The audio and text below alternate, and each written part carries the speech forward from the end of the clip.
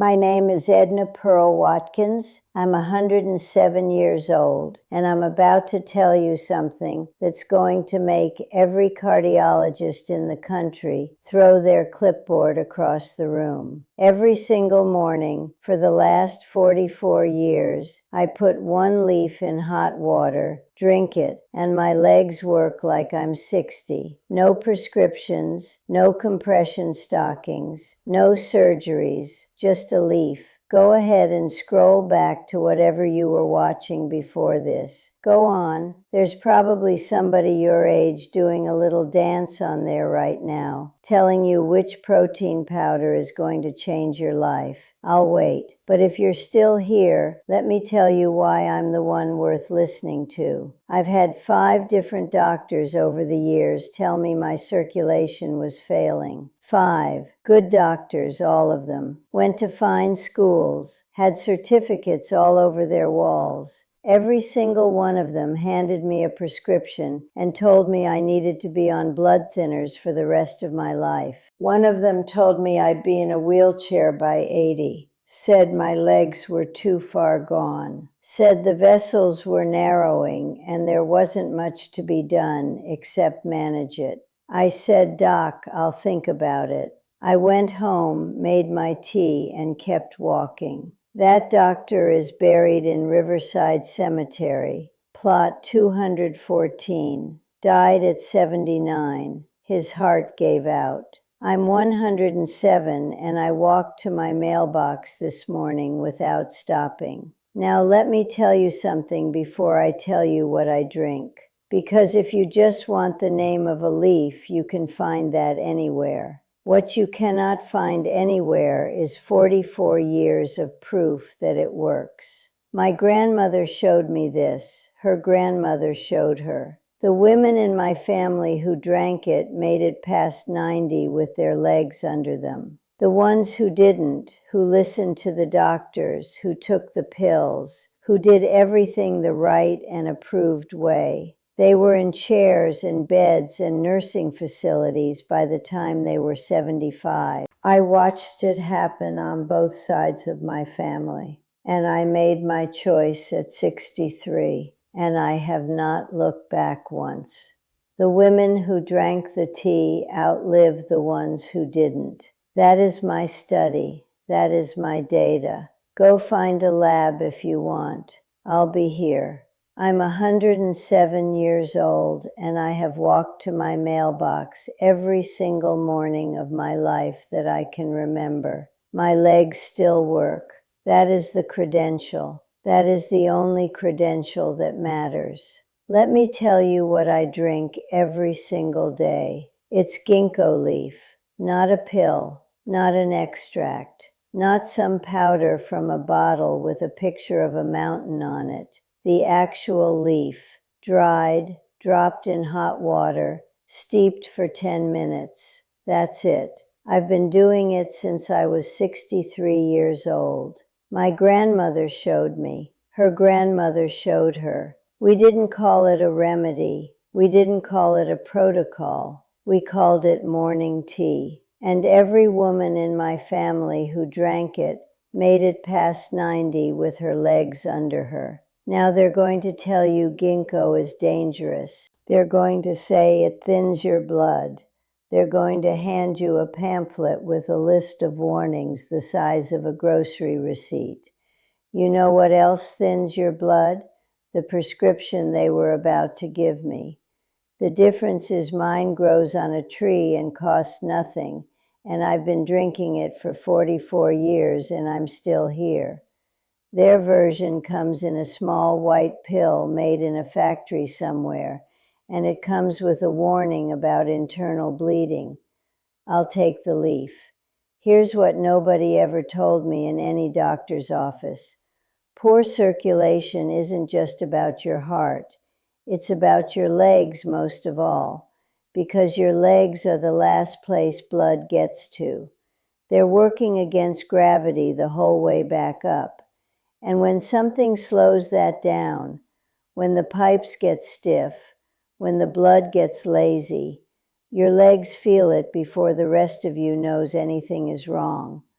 cold feet, that dull ache in your calves, the feeling that something is wrapped tight around your lower legs, even when nothing is. That heavy dragging feeling when you climb stairs. I know every one of those feelings because I had every one of them at 62. I thought that was just what getting older felt like.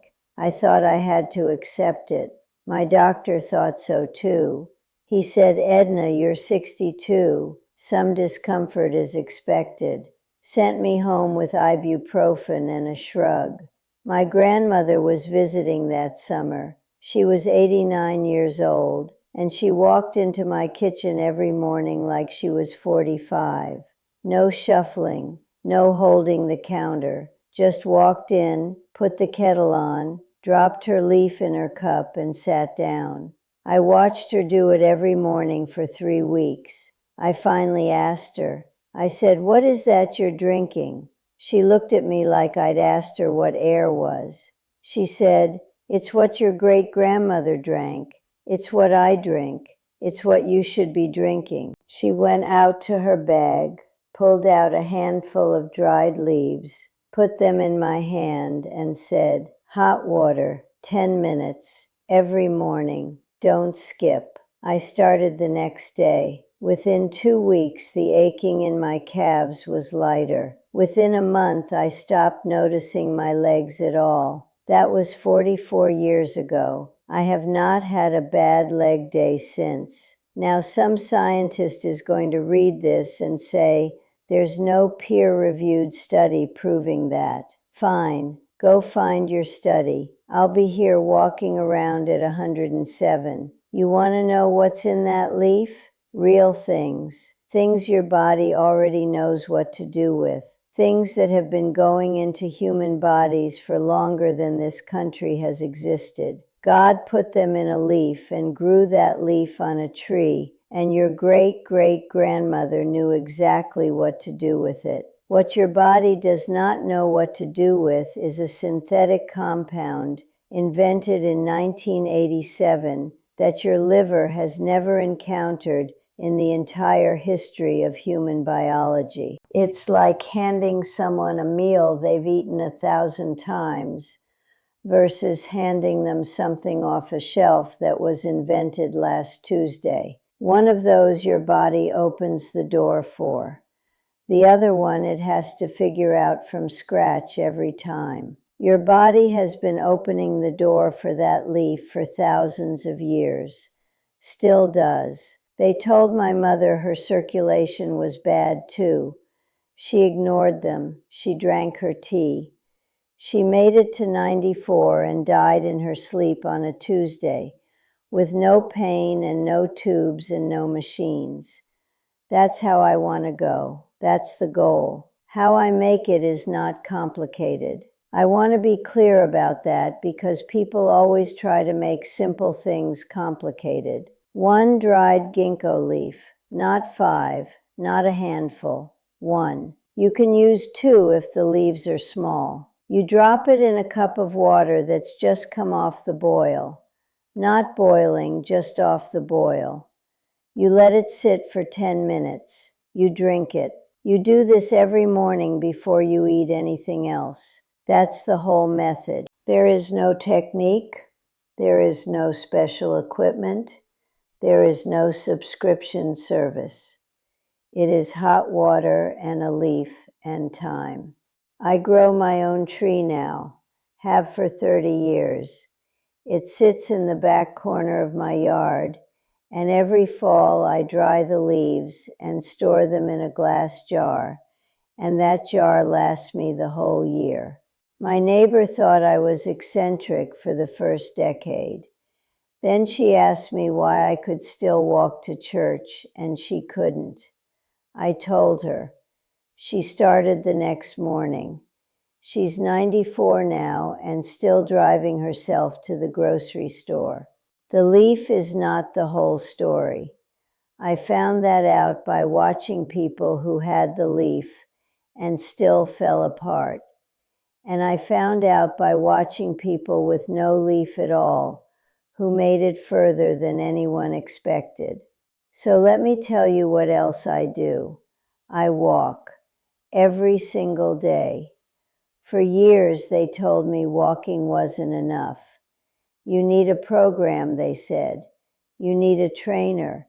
You need a heart rate zone and a step count and a specific kind of shoe. I said, I'm going to walk down my street and back, and you're welcome to write that up in your little chart, however you want to. I've been doing it since I was 60. I'm still doing it at 107. Same walk, same legs, same body that made it here. Your blood moves because your muscles squeeze it. That's how it gets back up from your feet to your heart.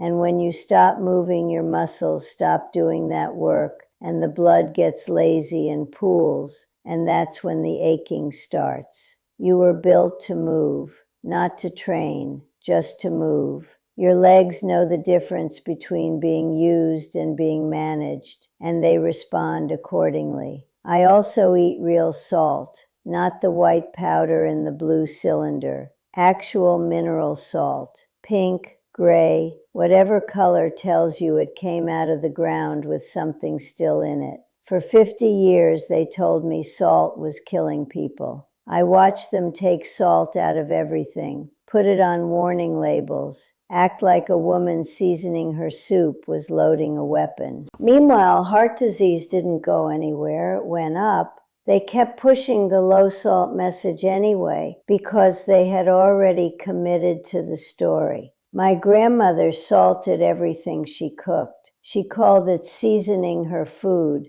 not managing a health risk. Salt is what your blood needs to keep its pressure. It's what keeps things moving the right direction. Take it out and nothing works the way it should, like trying to run a river without water in it. My grandmother salted everything. Her legs worked until the end, and I sleep like I mean it. For years I was proud of not needing much sleep. 6 hours and I'm fine, I used to say, running on 5 like it was a badge. They never corrected me. The doctors who handed me pills for every other problem never once looked me in the eye and said, Edna, you are robbing your own body every single night. Nobody said that, so I'll say it now. Your body fixes itself at night, not as a figure of speech. That is when the repair actually happens. The inflammation drops. The pressure falls. The walls of your pipes patch themselves. Cut that short, and none of the other things you do during the day matter much. You cannot fix in the daytime what you refuse to let heal at night. I go to bed at the same time every night, and I stay there until morning. That's it. That is the whole method. A body that sleeps is a body that's still fighting for you. But I have to tell you what I believe the real secret is, and you're not going to find it in any health article. I have never once in 107 years lived for tomorrow. I have always lived for today. And I know that sounds like something you'd put on a coffee mug, but I mean it in the most practical possible way. You are tired, not just physically, though probably that too. You're tired in the way that comes from following all the rules and still feeling like something is wrong. You've tried the diets, you've read the books, you've done what you were told, and some part of you keeps wondering if any of it was actually right. And you are probably waiting until things settle down, until you feel better, until the right time comes. I know because I've watched people do it my whole life, and I have never once seen the right time show up on its own. I have a neighbor right now, good man, 71 years old, retired 3 years ago, told me he was finally going to start living, start traveling, start seeing his grandchildren, start doing all the things he'd been putting off for the working years. You know what he does? He sits in his house. He watches the news. He worries about his investments. He takes 11 different pills and schedules his next doctor's appointment and waits to feel better before he starts the living he said he was going to do. His legs are terrible, worse every year. I'm not saying his legs are bad because he watches the news. I'm saying his blood doesn't move because he doesn't move. His body has nothing to work toward. And somewhere in his chest, there is a man who gave up and is just waiting for the end without admitting that's what he's doing. Your body knows. It knows when you've checked out. It stops fighting for you when you stop giving it a reason. I have reasons. I have a great-great-granddaughter who brings me drawings every Sunday. I have a lemon tree I started from seed 12 years ago that still isn't quite right, and I have not given up on it. I have a recipe for sweet potato biscuits that I haven't passed on to anyone yet, and I've been waiting for the right person. I have things to do. And every morning when I get up and drink my tea, it isn't just a health habit. It's a declaration. It's me saying, I'm still here. I still have things left. I'm not finished. That's what keeps the blood moving. Not just the leaf, the reason behind it. There was a woman on my street named Clara, remarkable woman, nurse for 40 years, knew more about the human body than most of the doctors she worked under. She took better care of herself than anyone I've ever known, and she fell apart at 77, not from disease, from loneliness. Her husband died. Her children moved across the country. She had nowhere to put her love and nothing coming back in. She was doing everything right on paper, and her body still quit on her, because a body with no purpose and no love is just running out the clock. Don't be Clara. That is the simplest thing I know how to say. Don't get everything right on paper and forget the part that's actually keeping you alive. So here's what I'd tell you if you were sitting across from me at my kitchen table right now. Drink the tea, 1 leaf, hot water, 10 minutes, every morning. Don't skip. The women in my family who did that made it past 90 standing up. The ones who didn't are long gone. Walk every day, not a marathon, not a program. Just move your legs and remind them you still need them. Sleep like it's your job, because at night your body is doing the work you can't do for it any other way. Salt your food. Season it like your grandmother did. She was not wrong. And find something that needs you. Not someday, now. A person, a garden, a skill you haven't finished learning, a wrong you haven't made right. Something that gets you out of bed for a reason that has nothing to do with your calendar. There is no perfect time. There is no someday. There is only now. The people I've watched fall apart the fastest were not the ones with the worst diagnoses. They were the ones who ran out of reasons. The diagnosis just gave them permission to stop. And the people I've watched make it the farthest, they weren't the ones with perfect genetics or perfect diets.